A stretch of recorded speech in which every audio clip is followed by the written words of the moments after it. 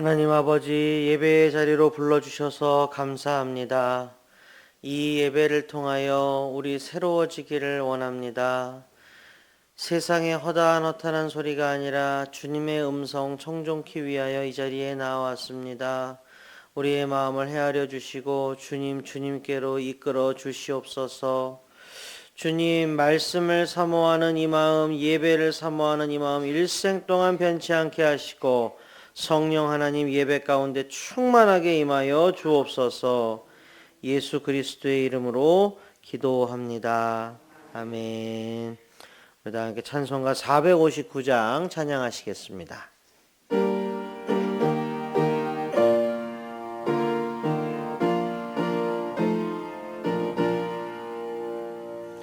누가 주를 따라 섬기려는가? 누가 죄를 떠나 주만 따를까? 누가 주를 섬겨 남을 구할까? 누가 주의 뒤를 따라가려나?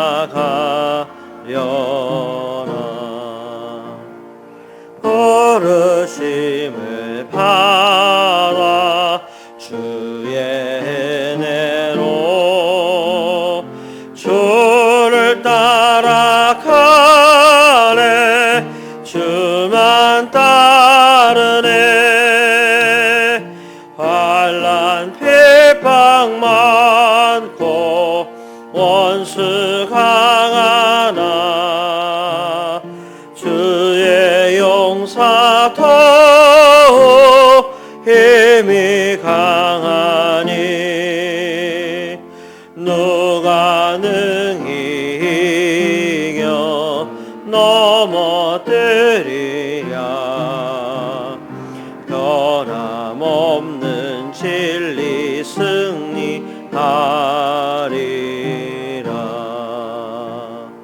깊은 찬송하며 주의 은혜로 주를 따라가네.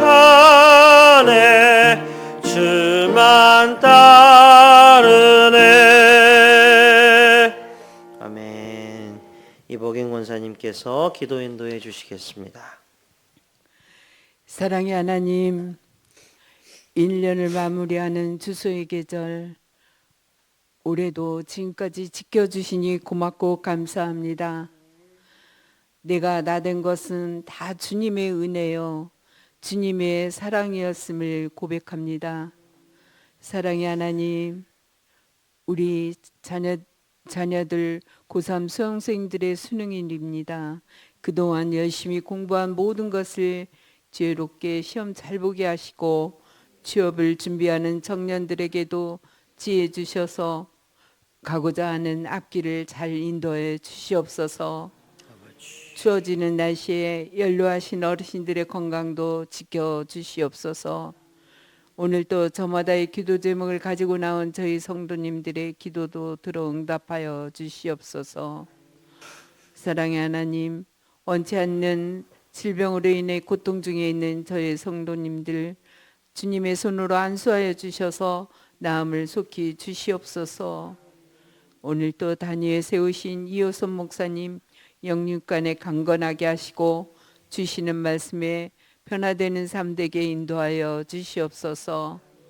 언제나 우리를 좋은 길로 인도하시는 우리 주 예수 그리스도 이름 받들어 간절히 기도드리옵나이다. 아멘.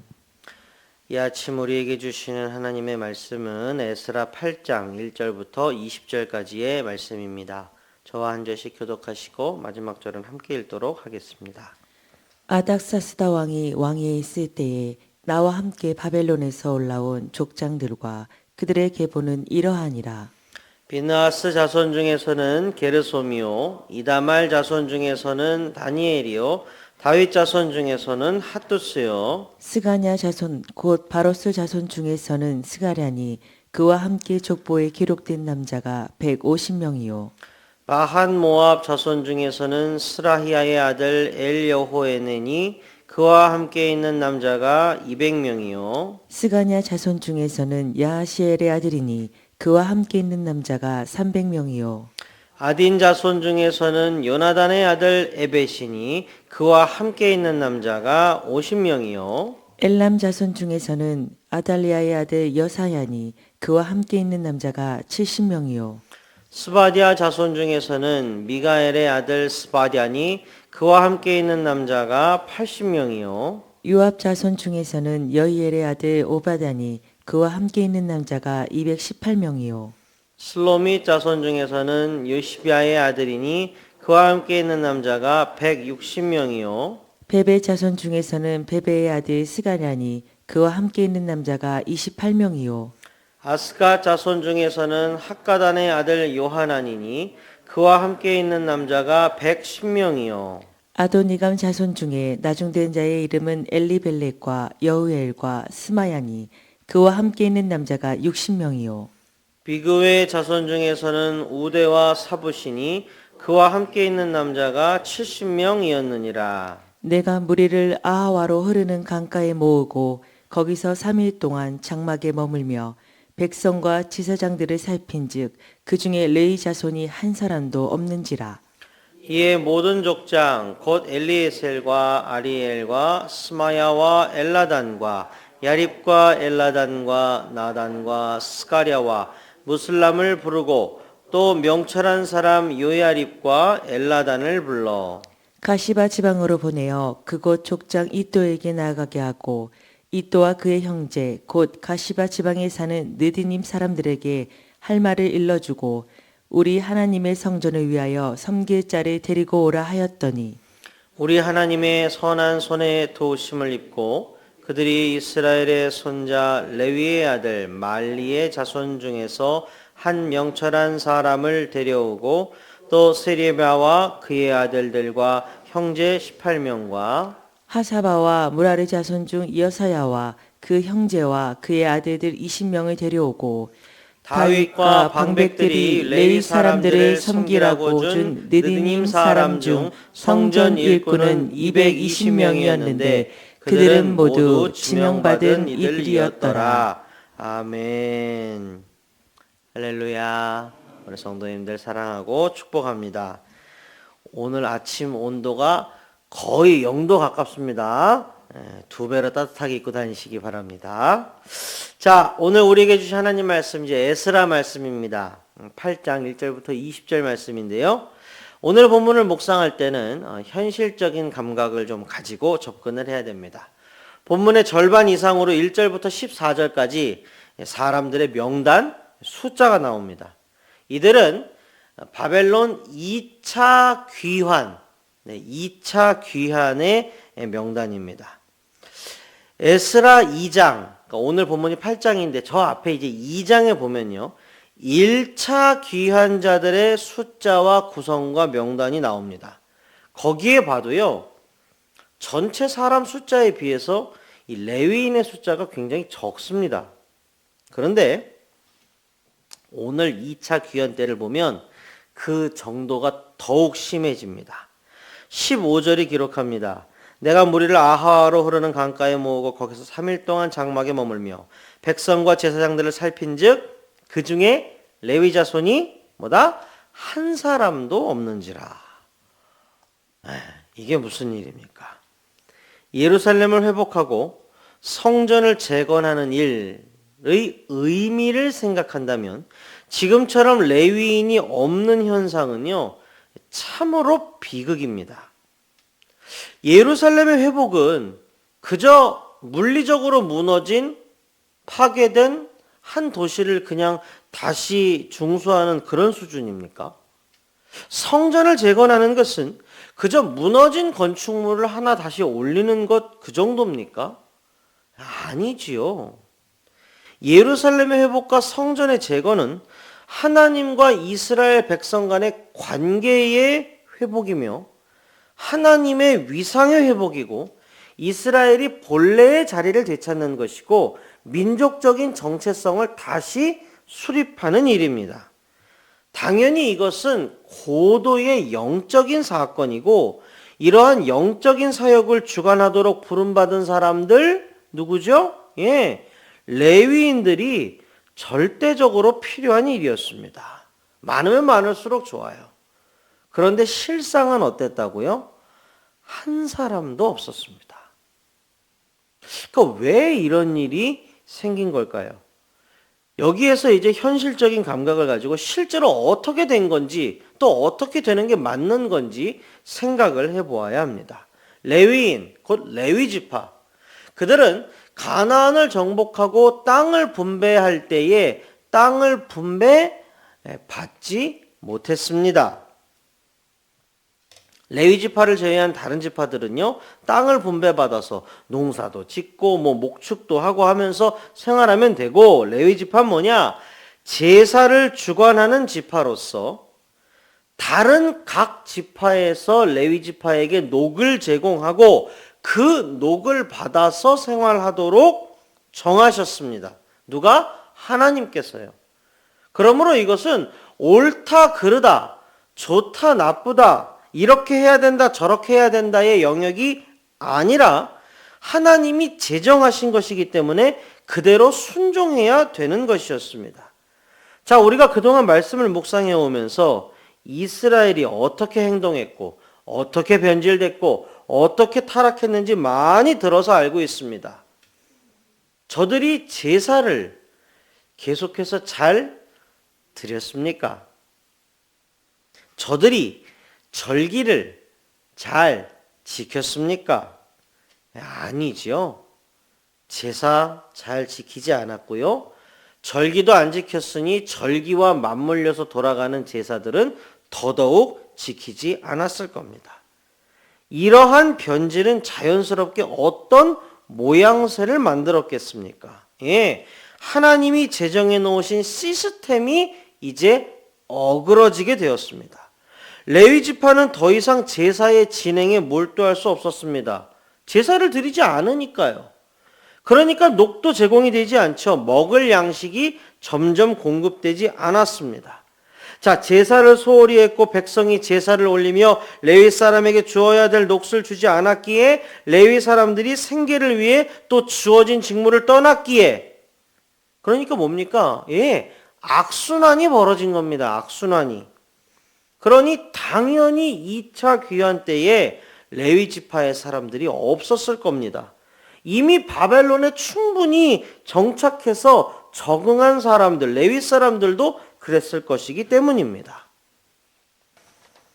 자, 하나님은 모든 지파가 잘 유지될 수 있는 시스템을 제정해 놓으셨습니다. 하지만 이스라엘과 하나님의 관계가 어그러지면서 그 시스템도 깨져버린 것입니다. 모든 지파가 조화롭게 공존할 수 있는 시스템 자체가 어그러져 버렸습니다. 이 지점에서 우리가 첫 번째 통찰을 하나 하게 됩니다. 인류의 역사 속, 성경에 기록된 역사 속에서 우리가 흔히 관찰할 수 있는 바인데요. 여러분 보세요. 하나님이 잘 만드십니다. 세워놓으셔요. 그걸 사람이 무너뜨립니다. 이게 역사에서 반복되어 왔습니다. 그러니까 참으로 안타까운 역사의 반복이고 뼈아픈 교훈입니다. 자, 그러나 우리는 또한 하나님의 은혜도 압니다. 그래서 역사는 또한 은혜의 역사이기도 합니다. 하나님은 사람들의 불순종과 불신앙에도 불구하고 언제나 은혜를 베푸사 살 길을 열어주셨습니다. 그러니까 이번에도 마찬가지입니다. 예루살렘의 회복과 성전의 재건은 하나님의 뜻이었습니다. 하나님은 하나님의 뜻을 반드시 이루십니다. 하나님이 주권적으로 역사하시고 은혜를 베푸십니다. 그래서 어떻게 하십니까? 예, 에스라를 통하여 하나님이 예비해 두신 동역자들을 모으게 하십니다. 본문에서도 우리가 확인할 수 있었듯이 에스라는 지도자들, 명철한 사람들을 파견합니다. 그 지방의 족장 이또에게 파견해서 레위 사람들을 데려오라고 설득하라고 그렇게 명령을 내립니다. 그리고 본문의 정황을 보았을 때 하나님께서 도와주시고 역사하신 게 분명합니다.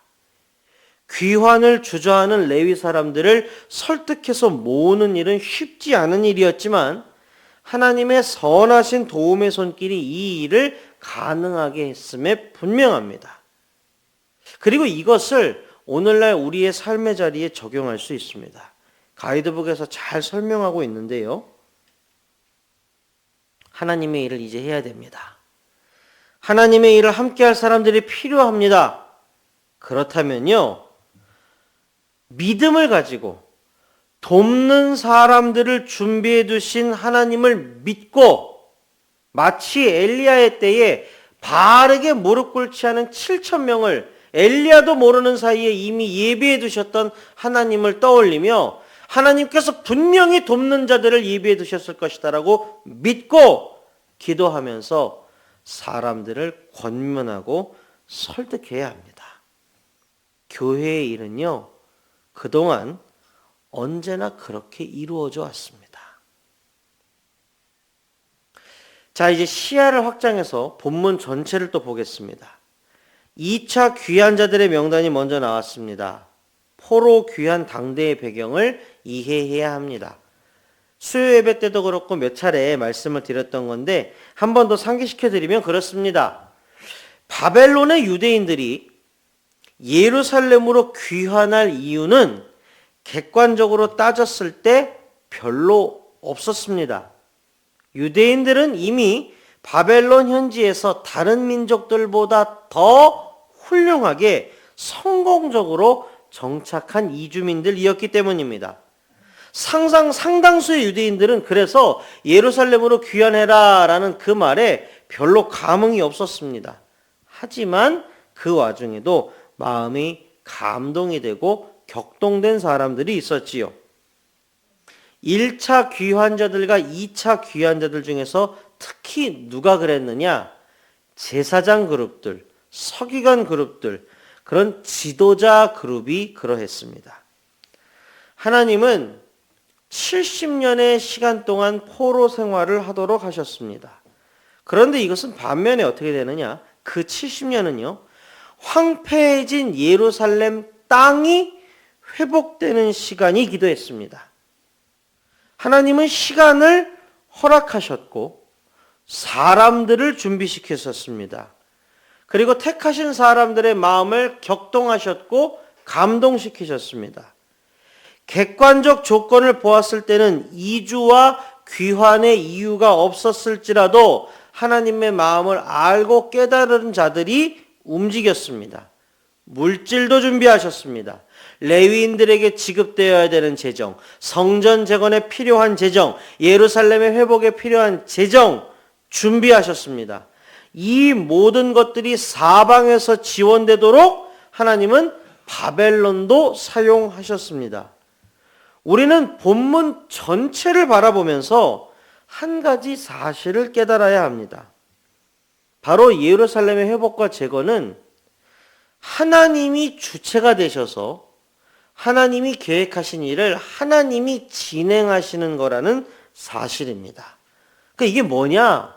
우리가 흔하게 듣는 표현으로 하나님이 일하시는 것을 우리가 지금 목격하고 있는 겁니다.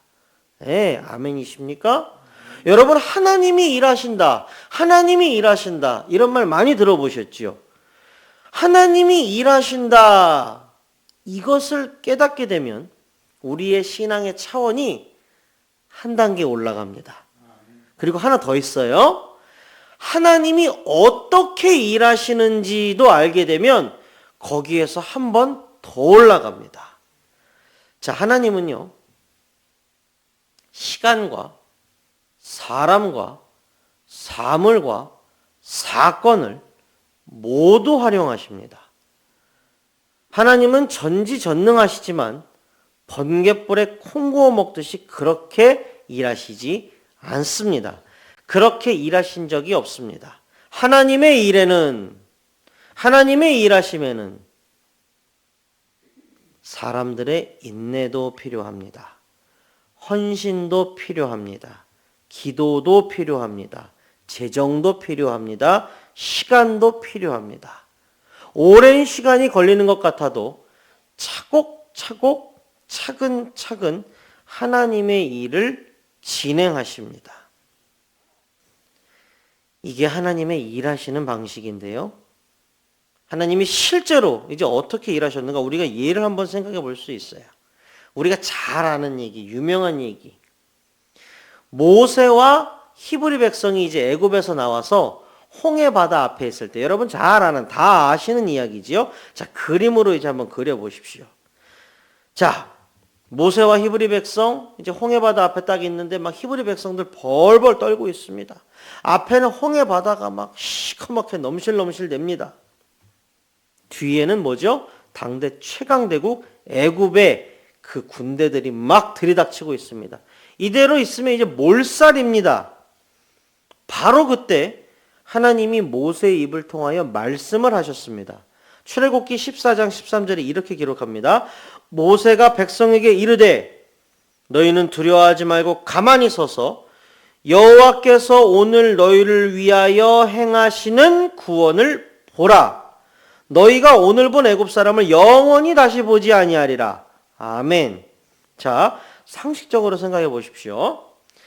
전능하신 하나님이시잖아요.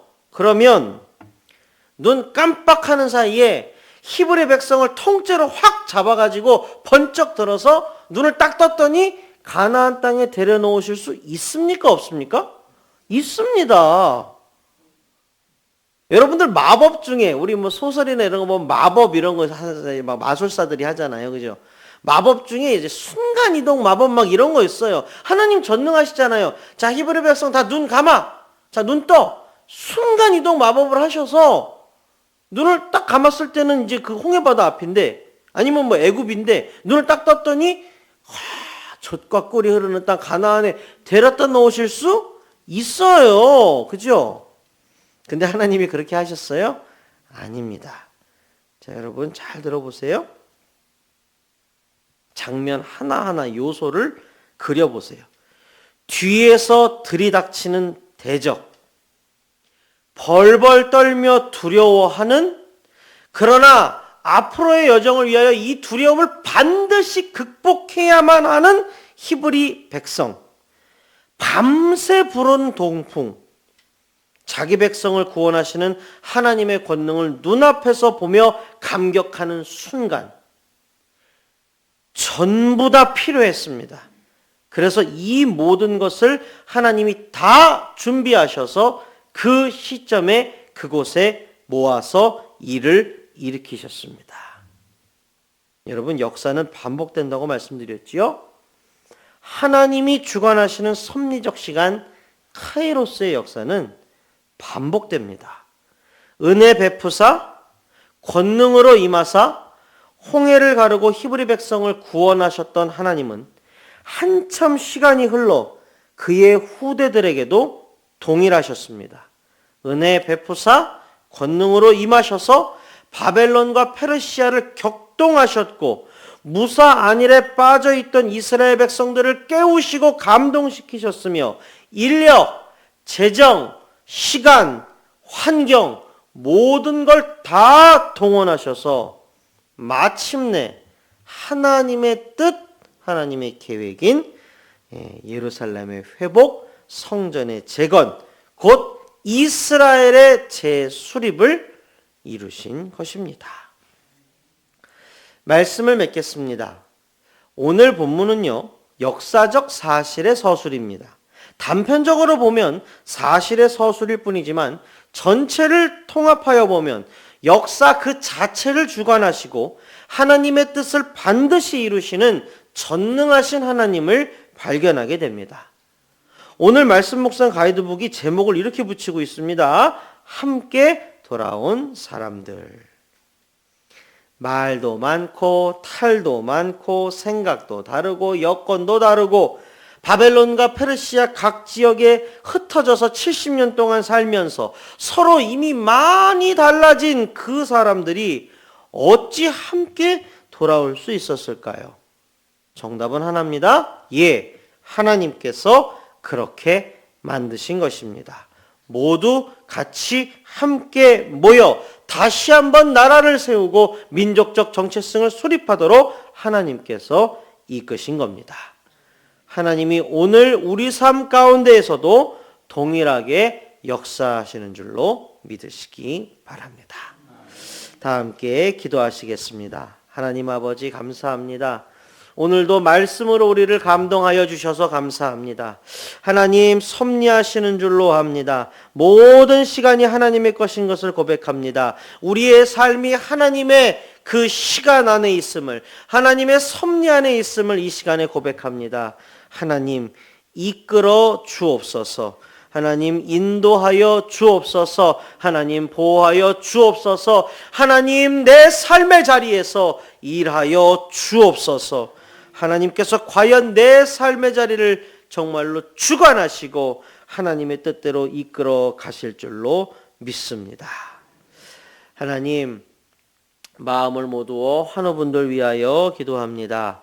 육신의 질병 반드시 나을 줄로 믿습니다. 마음의 어두움들 다 떠나갈 줄로 믿습니다. 여호와 라파의 하나님 치유하는 광선을 발하여 주시고 다시 한번 독수리 날개치며 올라감 갖게 하여 주시옵소서. 하나님 우리 교회 사랑하여 주셔서 감사합니다. 항상 보듬어 주셔서 감사합니다. 주님의 마음 추순날 얼음냉수처럼 시원하게 해드리는 그런 교회 되기를 소원합니다. 교회의 사역을 위하여 이름도 빛도 없이 헌신하시는 많은 성도님들 하나님 꼭 기억하여 주시고 하나님께서 후히 되어 누르고 흔들어 넘치도록 하여 안겨 주시옵소서. 교회의 여러 중진들에게 지혜와 지식과 명철과 총명을 더하여 주시고 정말로 주님께서 주시는 지혜로 잘 교회를 이끌어갈 수 있도록 도와 주시옵소서. 하나님 한 해를 마무리하고 새 해를 준비하는 시기에 접어들었습니다. 잘 갈무리할 수 있도록 개워낼 것들은 개워내고 흘려낼 것들은 흘려보내고 하나님 아버지 앞에서 다시 한번 바투 자리를 고쳐 앉으며 겸비하며 그렇게 이 시기를 잘 보내게 하여 주시옵소서. 새해 준비 잘 할 수 있게 도와 주시옵소서. 하나님의 눈과 마음이 언제나 우리와 함께 하시기를 간절히 소원하며 예수 그리스도의 이름으로 기도합니다. 아멘.